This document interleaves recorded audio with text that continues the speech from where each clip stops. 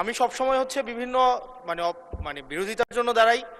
আজকে thank you জানাচ্ছি যে আজকে এই ধরনের একটা সিদ্ধান্ত নিয়েছেন। আমার এই অপোজিশন থেকে আপনাদের সবাইকে থ্যাংক ইউ জানাচ্ছি যে একটা বসার অন্তত জায়গা হয়েছে। আমরা লজ্জায় একটা কথা বলি না, এখন এই পার্লামেন্টের সেকেন্ড মোস্ট জুনিয়র হিসেবে একটা কথা বলছি মানে আপনাদেরকে, সেটা হচ্ছে যে আমাদের একটা ইউনো মহোদয়ের একটা গাড়ি থাকে, উপজেলা চেয়ারম্যানের একটা গাড়ি থাকে, আমরা ভাড়ায় গাড়ি চালাইতে হয়। আমাদেরকে যদি আমরা লজ্জায় এটা বলতে পারি না, আমরা এটা লজ্জায় কোথাও বলতে পারি না। এখন আমাদেরকে যদি একটা বসার ব্যবস্থা করে দিছে, এখন মানুষের কাছে যাওয়ার জন্য যদি একটা গাড়ির ব্যবস্থা করে দেয় তাইলে আমাদের জন্য একটু সুবিধা হয়, মানুষের কাছে একটু যাইতে পারি। মাননীয় স্বরাষ্ট্রমন্ত্রী কিছু বলতে চান? স্পিকার, মাননীয় স্পিকার, আপনাকে ধন্যবাদ। আজকে এমপিদের প্রাপ্তির পরে অপ্রাপ্তির খবরটা বলতে চাচ্ছিলাম না। আমাদের মাননীয় প্রধানমন্ত্রী যেদিন সংসদ নেতা নির্বাচিত হয়েছেন, আমাদের পার্লামেন্টারি পার্টি মিটিংয়ে প্রথমেই দুইটা অনুশাসন দিয়েছেন যে আমরা এমপিরা এই নতুন পার্লামেন্টে জনপ্রত্যাশা অনুযায়ী আলাদা কোনো সুযোগ সুবিধা নেব না। সেই হিসাবে তিনি অনুশাসন দিয়েছেন, একটা আইন আছে, এটা সংসদ বিষয়ক মন্ত্রণালয়ের অধীনে সংসদ সচিবালয় থেকেই লিড করবে।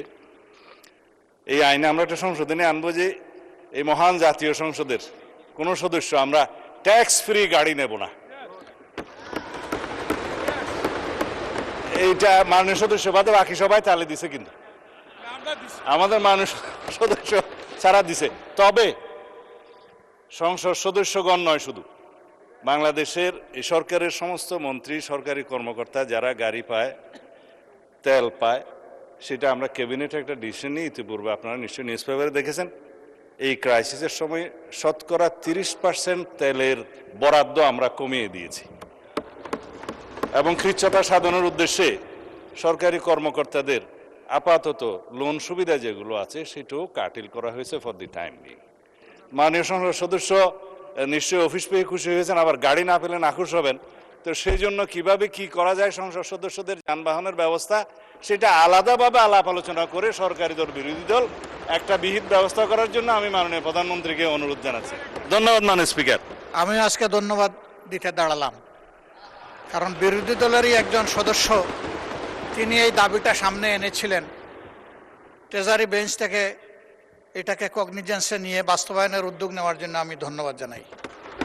তবে একটা কথা আছে যে ছোটদেরকে কখনো না বলতে নাই, তাদের আবদারে সবসময় হা বলতে হয়। হাসনাত আবদুল্লাহ বলে ফেলেছে, সাথে সাথে না না বললে আমি বেশি খুশি হইতাম। আমি চিন্তা করেছিলাম যে এত বড় খবরের পরে বিরোধী দল থেকে কিছু মিষ্টি খাওয়াই দিব, কিন্তু এখানে এসে বাধাগ্রস্ত হয়ে গেছি, পারলাম না, একটা ধাক্কা খাইলাম। মাননীয় স্পিকার, আপনাকে ধন্যবাদ। মাননীয় বিরোধী দলের নেতা স্বরাষ্ট্রমন্ত্রী তার শেষ লাইনে বলেছেন যে এটা তারা বিবেচনা করে দেখবেন।